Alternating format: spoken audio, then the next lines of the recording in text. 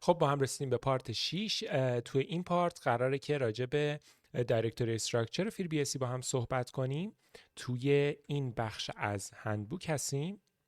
خب برای اینکه دایرکتوری استراکچر FreeBSD رو ببینیم از کامند منوال در واقع هایر استفاده میکنیم، هایرارکی، و اینجا تمامی مواردی که حالا توی این داکیومنت اومده به صورت دیتیل تر در واقع نوشته شده. به صورت کلی کانسپت در واقع دایرکتوری هایرارکی سیستم عامل‌های یونیکس را لایک به این صورتی که ما یک دایرکتوری ریشه داریم، روت داریم و تمامی دایرکتوری ها در واقع زیر مجموعه اون قرار میگیرن که حالا میتونه در واقع تمام این دایرکتوری ها یه دونه فایل سیستم باشه که از خود ریشه شروع میشه، یا اینکه توی دایرکتوری های دیگه هم ما فایل سیستم دیگه ای قرار بدیم، اما همش در واقع یه دونه اسلشه که از اونجا همه چی شروع میشه و شبیه مثلا سیستم های انتی بیس نیستش که در واقع مثل ویندوز که در واقع درایو داشته باشه و شما بتونید درایو رو سویچ کنیم. هر درایوی با ماونت چه توی دایرکتوری زیر روت یا یکی از در واقع درایواتون میشه خود در واقع درایور روتتون. خب من این صحبتی که اینجا کردم و تصویرش رو اینجا بهتون نشون بدم. اینجا همونطور که میبینین اینجا ما یه سکشن داریم در واقع روت /A1/A2 دو تا دایرکتوری زیر در واقع روتن و در واقع اگر بخوایم دوباره زیر اونا دایرکتوری داشته باشیم عملا به این صورت میشن که روت /A1/B1/B2 و خب این کانسپت رو احتمالاً یا باش آشنا هستید یا اگر نبودید در واقع به همین سادگیه. و اینکه من اینجا در واقع زیر فولدر هوم خودم هستم که از ریشه شروع میشه اسلش و بعد دایرکتوری هوم و بعد دایرکتوری اسم یوزرنیمم که اگر بخواید ببینید در واقع این اسلش ما هستش و بعد از اون میشه در واقع هوم و بعد این شکلی. خب بریم سراغ دایرکتوری هایرارکی. تو این هایرارکی خب ما یه دایرکتوری روت فایل سیستم رو داریم که میشه در واقع خود اسلش بین رو داریم که فاندامنتال یوتیلیتی های BSC داخل این فولدر قرار دارن. بعد از اون دایرکتوری اسلش بوت رو داریم که اینجا تمامی در واقع فولدرها، فایل ها و کانفیگوریشن هایی که سیستم عامل نیاز داره در زمان بوت ازشون استفاده کنه که کرنل ماژولای چیا در واقع دسترسی داره که باید بوتش کنه، لودش کنه، اینکه اصلا چه کرنلی رو باید بوت کنه، با چه کانفیگی باید لودرش رو بخونه و غیره، همشون اینجا.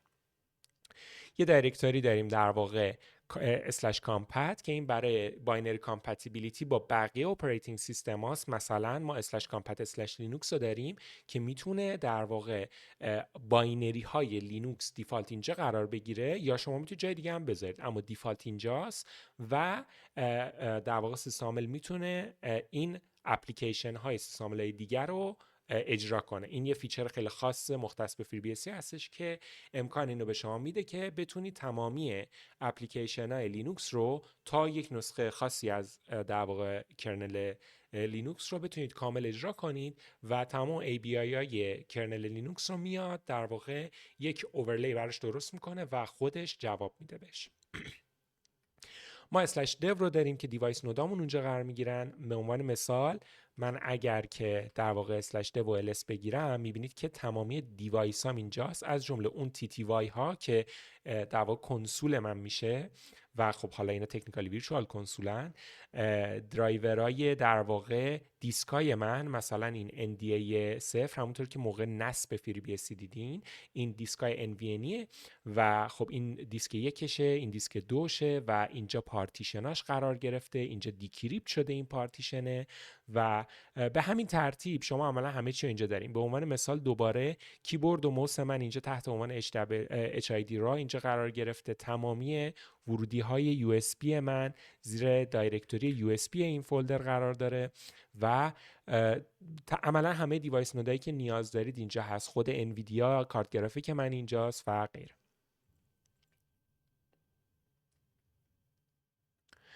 ما در واقع اسلش انتروپی داریم که این در واقع کارش اینه که برامون رندوم یک عددی و سیستم جنریت میکنه که بتونه ازش استفاده کنه برای کارهای کریپتوگرافی.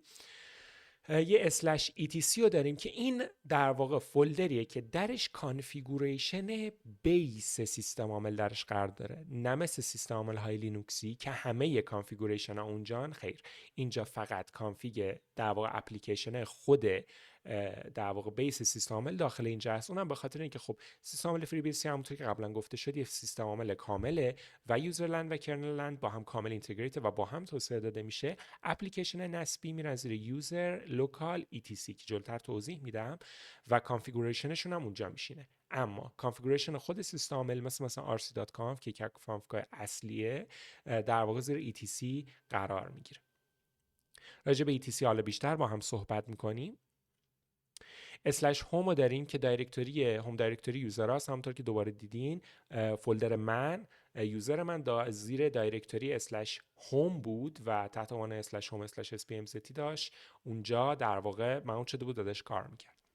اسلش لیب رو داریم که این تمامی در واقع لایبرری هایی که برای باینری های اصلی سیستم عامل هستن. یعنی چی؟ یعنی که مثلا اپلیکیشن هایی که در واقع تو بیس سیستم عامل قبل از نصب هر چیزی توی سیستم عامل موجود هستن، اینجا شما لایبرریاشو میبینید که اینجا نصب میشن، خصوصا اسلش بین و اسلش اسپین که راجع به اینا هم صحبت میکنیم. اسلش لیب اگزک رو داریم که اینجا در واقع دوباره یک سری دیپندنسی و باینری، یک سری لایبرری کریتیکال سیستم عامل اینجا قرار دارن که عملاً اگر این نباشه کل سیستم عامل ما حتی نمیتونه بوت شه. چرا؟ به خاطر اینکه من برم زیر این دایرکتوری رو با هم ببینیم. اینجا یک در واقع فایل خیلی مهمی هست به اسم ld-elf. این در واقع لایبرری کارش اینه که شما تمامی باینری ها رو که میخواید اجرا کنید این به همشون لینک میشه و باعث میشه که باینریتون قابل اکزیکیوت بشه. برای همین باینری خیلی مهمه، این در واقع لایبرری خیلی مهمه و مهمه که توی سیستم همیشه در دسترس باشه و برای مثلا بقیه مموری مثلا CO2 بیت و اینا هم توی این مموری AMD 64 که من نصب کردم هم اینجا میبینید. اسلش مدیا رو داریم برای در واقع استوریج ها، فلش دیوایس ها و USD ها، تمام این دایرکتوری ماونتبل و پورتبلی که در واقع سیستم به صورت پلاگ اند پلی هستن. عموما اگر از ابزار اتوماتی مثل اتومات استفاده کنیم برای ماونت کردن این درایوا، همشون اتومات بای دیفالت زیر اسلش مدیا ماونت میشن. اسلش امنتی رو داریم که یک دایرکتوری خالیه، معمولا توسط سیستم ادمنستریتورها یا خصوصا ماها استفاده میشه برای اینکه بتونیم تمپوری یه جایی داشته باشیم که بهش ماونت کنیم، خصوصا برای مینتیننس خیلی کاربرد داره و استفاده میشه. اسلش نت رو داریم که برای ماونت کردن اتومات دایرکتوری شیری مثل NFS که شما تو سرویس NFS خب یه در واقع سرویسی به اسم نتورک فایل شیر که شما اینجا در واقع میتونید فایلاتون رو به اشتراک بذارید و در واقع این یوتیلیتی به ما کمک میکنه که در واقع دایرکتوری بتونیم شیر کنیم برای بقیه و دیفالت اگه بخوایم چیزی رو در واقع ماونت کنیم معمولا در واقع باید به این دایرکتوری ماونت کنیم و یک جای مشخصی وجود داره که راحت تر بتونیم در واقع بدونیم که چی رو باید کجا بذاریم که مدیریتش کنیم. یه تولزی وجود داره به اسم اتومستر که اونم شبیه اتوماونت میاد برای ما در واقع یک بخشی از ماونتینگ ما رو اتومات میکنه که شامل اونایی که نتورکینگ در واقع داخلشون دخیل هست از جمله مثلا سرویس NFS هم اونجا استفاده میشه. یه فولدر دیگه وجود داره به اسم /non-existent، در اصل وجود نداره. این نکته مهمیه، یعنی که من اگر که بخوام این non-existent رو هرچی تب میزنم نمیاره.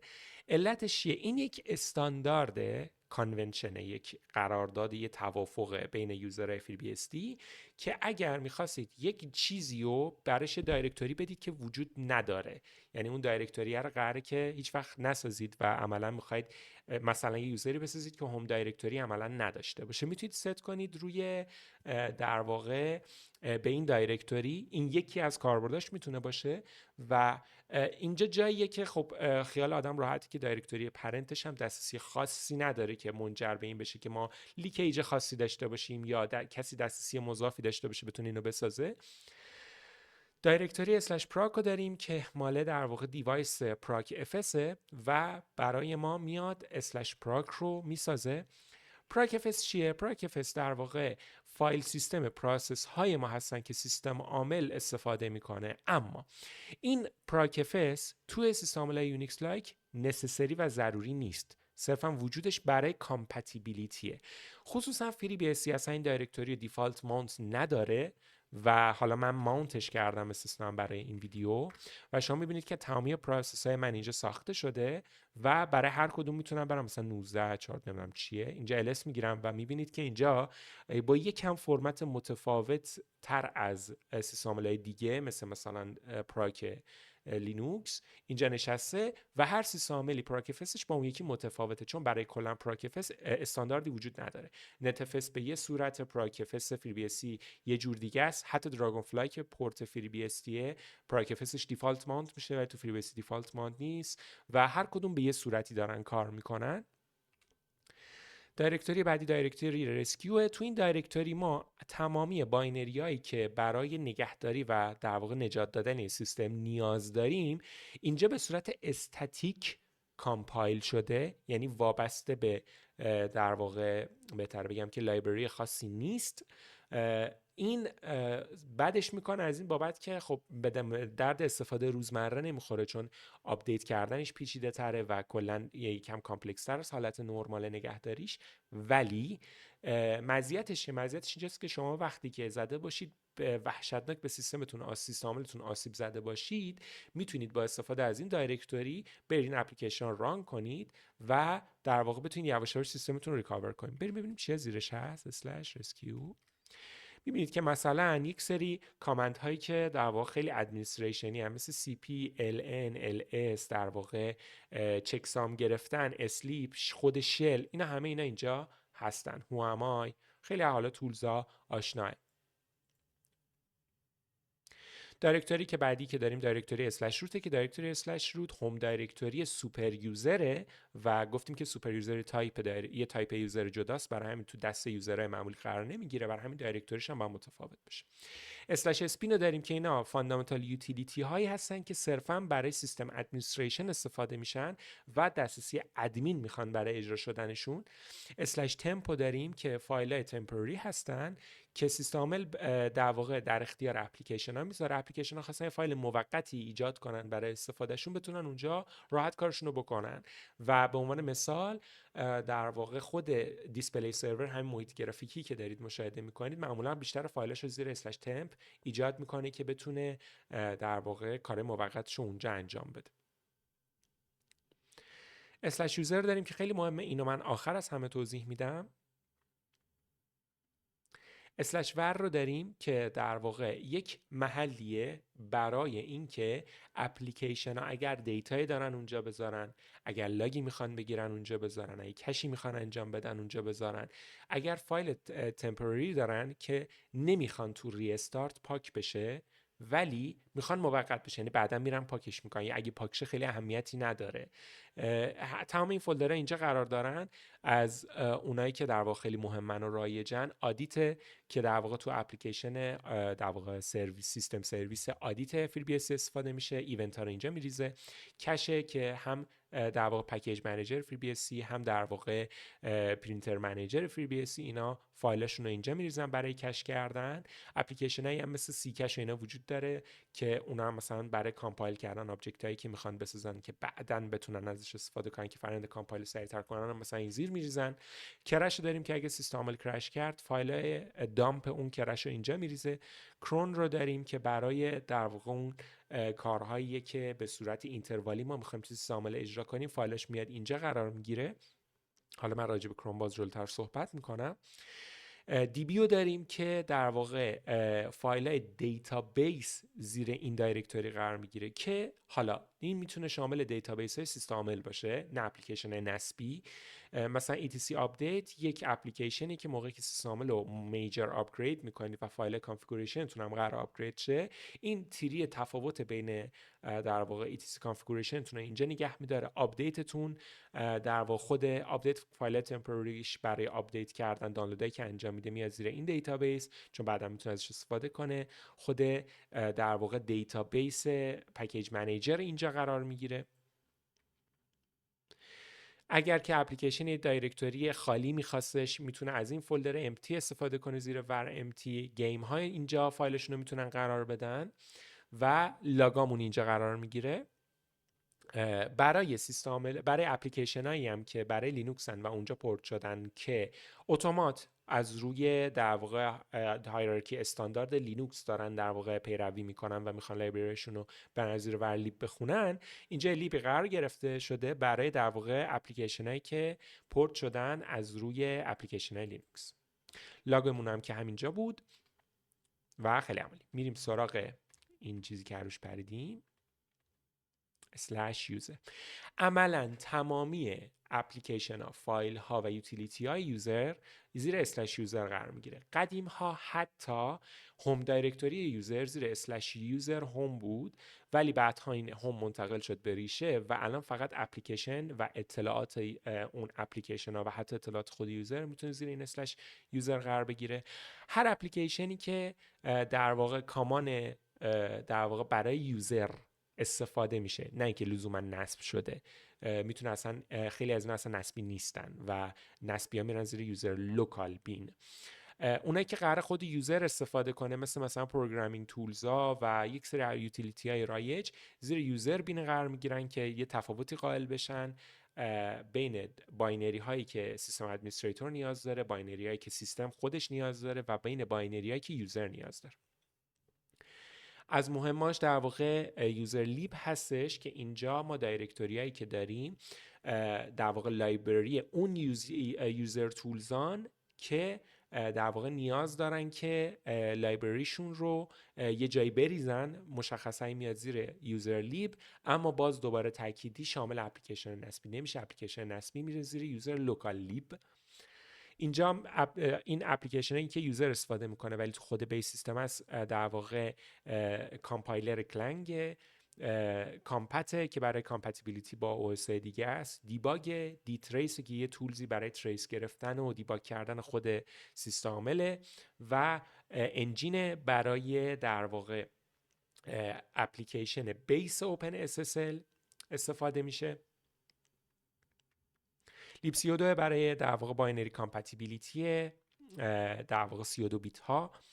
لیب دیتا که در واقع دیتا های متفرقه این اپلیکیشن ها میتونن اینجا ریخته بشن. لیب اگزک که دوباره سیستم دمون هایی هستن که مرتبط با سیستمن و در واقع تو لایه سیستم عامل درگیرن، ولی یوتیلیتی های دیگه میخوان ازشون استفاده کنن اینجا قرار میگیره، مثلا ZFS که یه فایل سیستمه، مثل در واقع BSD اینستال که برای نصب خود فری BSD توی یه دیستروی دیگه، یا این که بخوایم جیل نصب کنیم ازش استفاده میشه. بخوایم فری BSD مون رو یه کانفیگ اولیه انجام بدیم، همونی که تو نصب در واقع باش برخورد کردیم، BSD کانفیگ اینجاست کانفیگش و فولدر دیگه. لوکال برای تمامی اپلیکیشن های نصبیه. لوکال یوزر لوکال بین در واقع باینری اون اپلیکیشن نصبیمون میره اونجا قرار میگیره. یوزر لوکال etc کانفیگوریشن اون اپلیکیشن نصبیمون قرار میگیره. یوزر لوکال لیب لایبرریمون قرار میگیره اونجا، اونایی که سیستمی ان و اپلیکیشن هایی که ما نصب میکنیم ولی قراره که توسط سیستم ادمنستریتور استفاده شن میرن زیر یوزر لوکال اسپین و منوالشون و دایرکتوری داکیومنتیشنشون زیر شیرن که میشن شیر داکیومنتیشن یعنی شیر داک و شیر من که میشن فولدر منوال ها. پورت ها رو داریم که در واقع زیر یوزر پورتس ما اگر خواستیم در واقع یه اپلیکیشن یا جایی که دانلود کنیم و نصب کنیم بخوایم خودمون بیلد بگیریم که کاستومایزیشن روش داشته باشیم، مثل فلگ کامپایل رو بخوایم بهش اضافه کنیم یا حذف کنیم، میتونیم از پورت کالکشن فری بی اس استفاده کنیم که دایرکتوریش اینجاست. یوزر اسپین رو داریم که دوباره اپلیکیشن هایی هستن که مرتبط با سیستم ولی یوزر قرار ازشون استفاده کنه و یوزر شیر که همون منوال ها و خیلی از اون فایل هایی که آرکیتکچر دیپندنت، یعنی وابسته به معماری سیستم عامل نیستن، ولی در واقع قرار بین حالا چه خود کاربر چه خود اپلیکیشن مشترک استفاده بشه اینجا قرار میگیرن.